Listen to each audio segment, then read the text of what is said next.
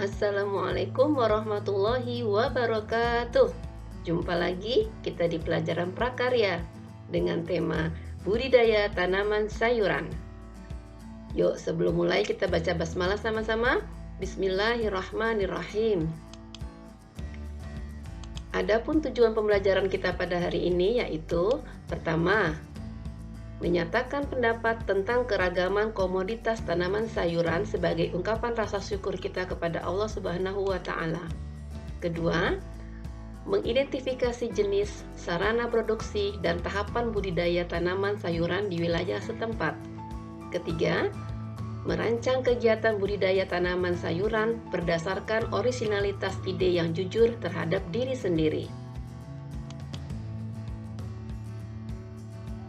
Baik, kita lihat peta materi kita hari ini, yaitu A. Jenis-jenis tanaman sayuran, B. Sarana produksi dan tahapan budidaya tanaman sayuran, C. Contoh tahapan budidaya tanaman sayuran.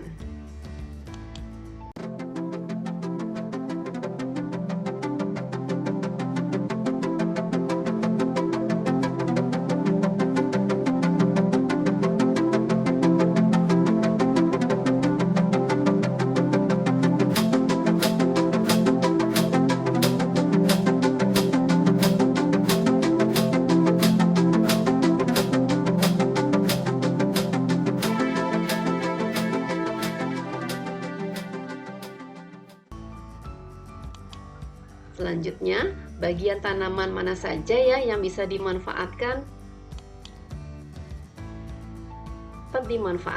Pertama, daunnya.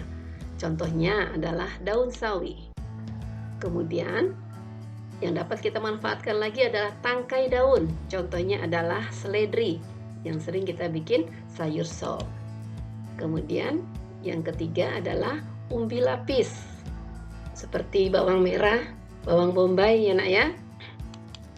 Kemudian yang keempat yang bisa dimanfaatkan adalah bijinya. Contohnya adalah kacang merah. Kemudian umbinya kita bisa manfaatkan. Contohnya adalah wortel yang banyak mengandung vitamin. Selanjutnya adalah bunganya. Contohnya adalah kembang kol. Ini sangat enak untuk bikin sayur sop dan capcay. Kemudian yang ketujuh tentu adalah buahnya. Tentu kita kenal ya, buah tomat. Subhanallah, banyak sekali vitamin C-nya. Kemudian yang terakhir adalah batangnya. Contohnya adalah asparagus.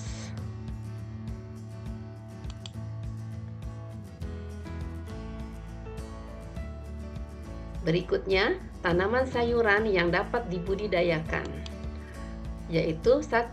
Tomat. Siapa yang tidak kenal tomat ya, yang bagus ini ya, warnanya merah. Tanaman produse musim, tomat batangnya lemah dan basah. Daunnya berbentuk segitiga. Buahnya hijau di waktu muda dan kuning atau merah di waktu tua. Tomat dibudidayakan dengan biji dan ditanam pada lahan kering. Adapun manfaatnya yaitu sebagai bumbu, juga sebagai lalapan, bisa juga diawetkan menjadi saus tomat, dibuat minuman segar atau jus, dan tomat juga mengandung vitamin A dan vitamin C. Juga sebagai obat, bawang merah dapat tumbuh pada tanah sawah atau tegalan. Dapat dipanen saat udara cerah. Umur dari bawang merah adalah 65 sampai dengan 90 hari. Adapun manfaatnya adalah banyak dimanfaatkan sebagai bumbu. Kandungan dari minyak asirinya dapat menyembuhkan beberapa gangguan kesehatan. Bawang merah dapat normalkan kolesterol darah. Berikutnya adalah kangkung. Kangkung adalah salah satu sayuran yang mudah dibudidayakan dan populer di masyarakat. tumbuh dengan baik di daerah dataran rendah. Kangkung terdapat dua jenis, yaitu jenis kangkung darat dan kangkung air. Kangkung air, batang dan daunnya lebih besar dibanding kangkung darat. Dapat dipanen pada hari ke-27. Pemanenan dapat dicabut atau dipotong. Setelah dipotong, kangkung dapat tumbuh dan dipanen kembali. Subhanallah ya. Jadi beberapa kali panen kita.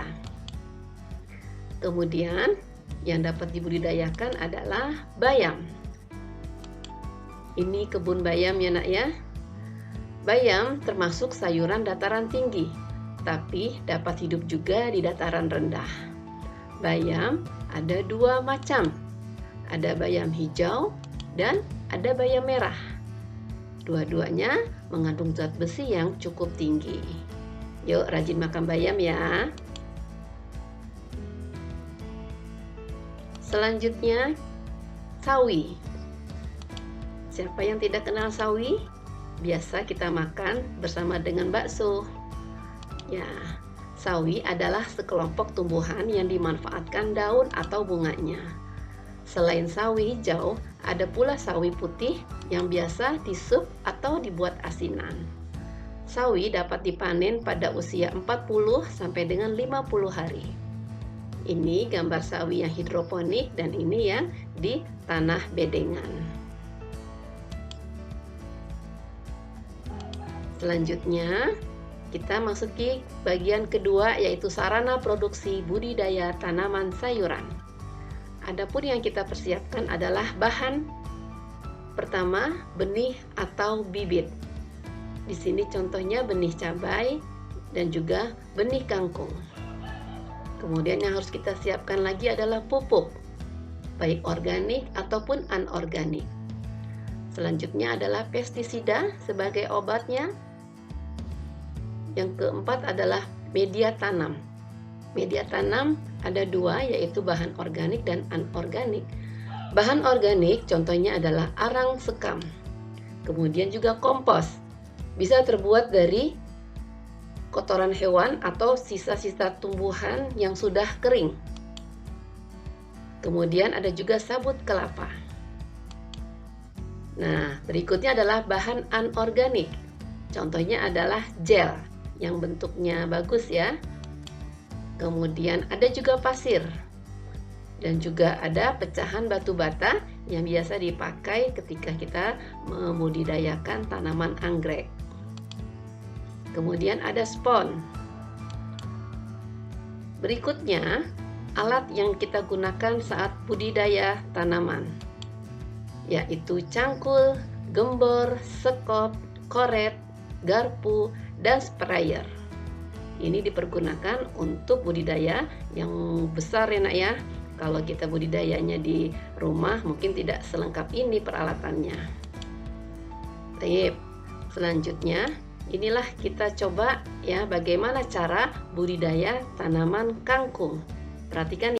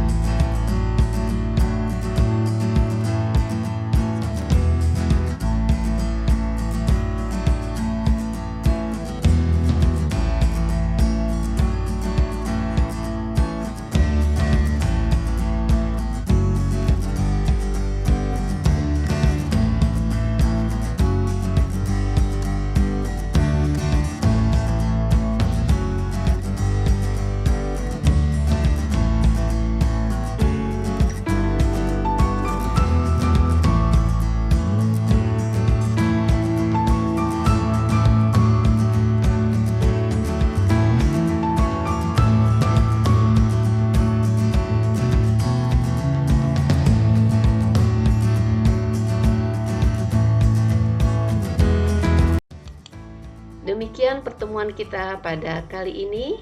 Semoga bermanfaat dan jangan lupa banyak-banyaklah makan sayur supaya sehat sehingga kita bisa maksimal dalam melaksanakan amanah kita sebagai pelajar.